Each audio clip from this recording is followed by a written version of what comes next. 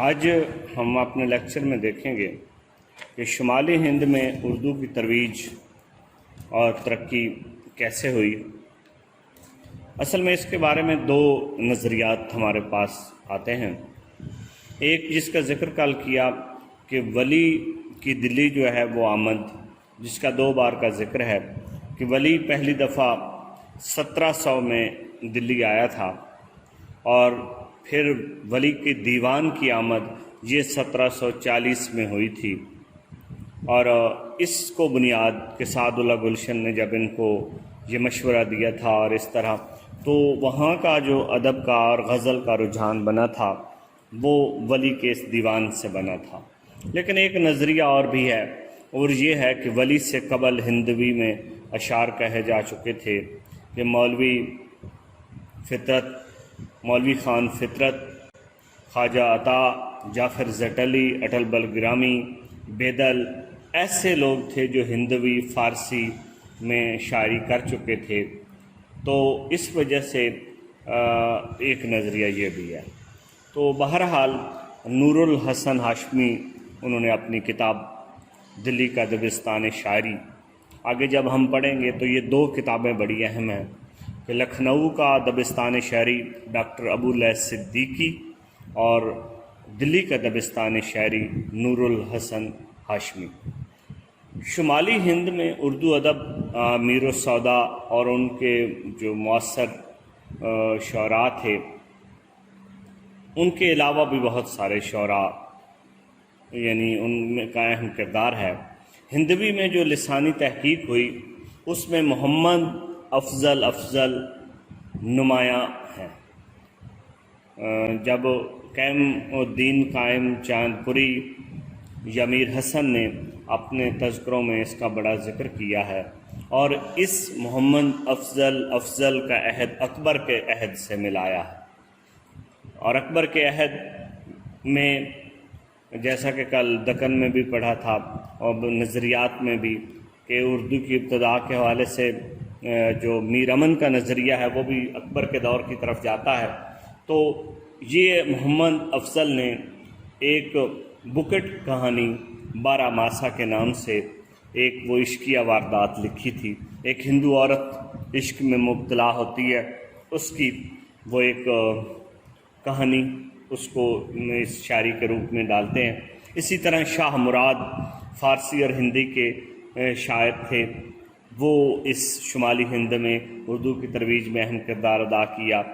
صوفی شاعر شیخ عبدالشکور شاکر، ان کی بہت سارا کلام ملتا ہے۔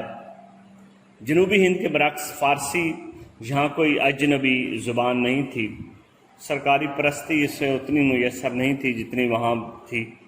بہرحال شمالی ہند میں اردو ادب معاشی بدحالی اور لا مرکزیت کے متوازی، مغلیہ سلطنت کا زوال، درباری سازشوں، ان حالات میں غزل کا بوٹا جو ہے وہ دکن سے دلی میں آ جاتا ہے۔ اب دیکھیں دلی کا جو مزاج، شمالی ہند جس میں دلی بھی شامل ہے، یہاں کا مزاج اور تھا اور دکن کا مزاج اور۔ ایک اور بات قابل ذکر ہے کہ اس عہد میں سب سے زیادہ جو ہمیں چیز ملتی ہے، غزل تو ہے ہی صحیح، تذکروں کا ایک سلسلہ ملتا ہے۔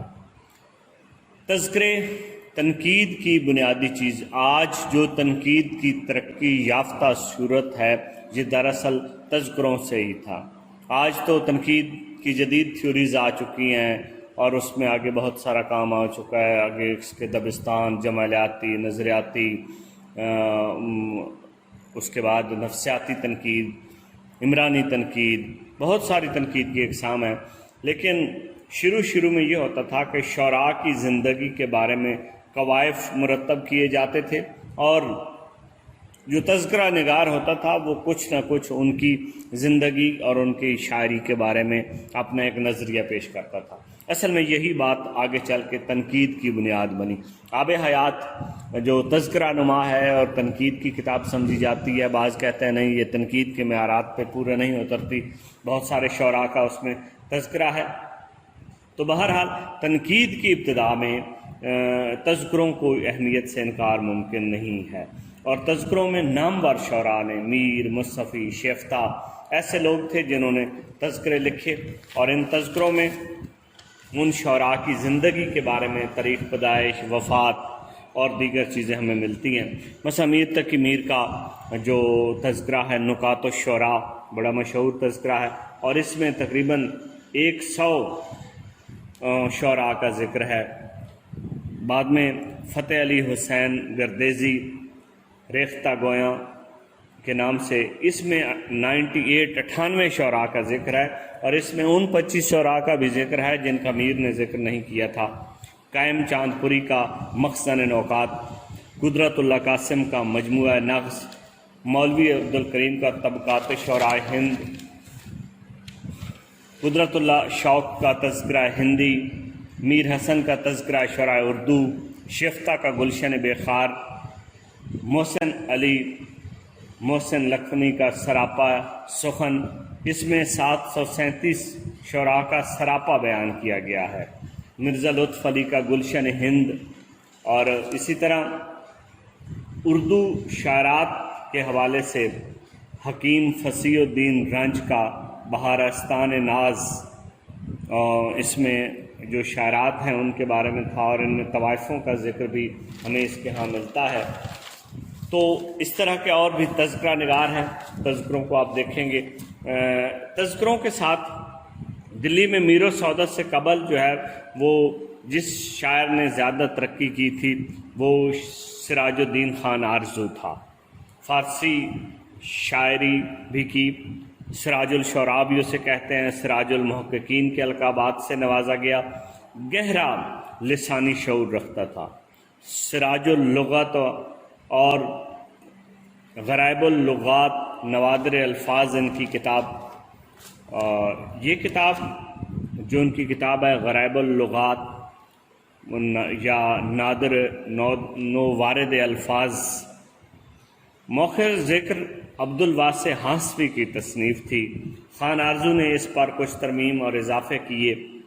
سراج کی زبان و بیان اور الفاظ و اشعار کے حوالے سے 22 کتابیں ہیں۔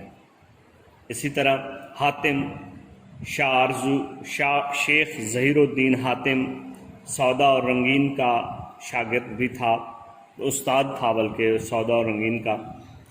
نور الحسن ہاشمی کے مطابق اصلاح زبان کے خیال کرنے والوں میں پہلا جو ہے وہ شاہ حاتم کا مقام ہے۔ دیوان زدہ ان کا کلام ہے، اس کا ایک دیباچہ ہے۔ تو اس طرح یہ شمالی ہند میں اردو کا ایک سلسلہ شروع ہوتا ہے، جہاں سے آگے ایہام گوئی تحریک کا ایک سلسلہ شروع ہو جاتا ہے۔ ایہام گوئی شعراء کے میں آپ کو بتا دوں گا تفصیل، اور اس کے بعد پھر میر و سودا کے دور کے شاعر آ جاتے ہیں، آتش و مومن آ جاتا ہے، غالب آتش و مصطفی، غالب و مومن، ان شعراء کے حوالے سے ڈسکس کر دوں گا، اور اس کے بعد پھر آگے فورٹ ولیم کالج اور اس طرح ہم چلیں گے۔